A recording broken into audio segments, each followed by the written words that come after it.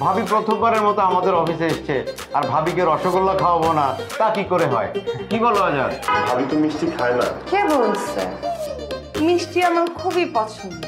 রসমালাই যেটা কি যে পছন্দ, আই লাভ মিষ্টি। কিন্তু ডক্টর তো বলেছে তোমার ডায়াবেটিস বর্ডার লাইনে, মিষ্টি খাওয়া যাবে না। কবে বললো এই কথা?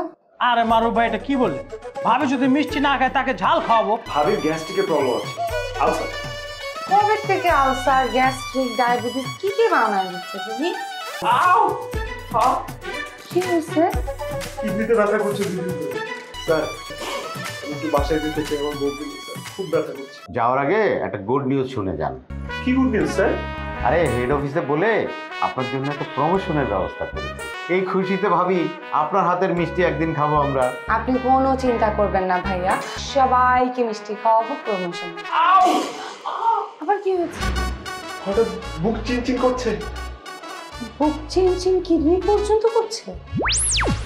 ও স্যার প্লিজ আমাকে একটু ছুটি দেন স্যার, খুব বাজে অবস্থা, হার্ট অ্যাটাক করতে পারি, বউকে নিয়ে যাও। ভাইয়া দেন দেন, আজকে দিনটা ছুটি দেন, দুদিন ধরে নাকি চিনচিন করতেছে। হ্যাঁ আসলে তো বুকের ব্যথা কিডনিতে চলে আসছে, বাসায় চলে যাওয়াই ভালো। নিয়ে যান।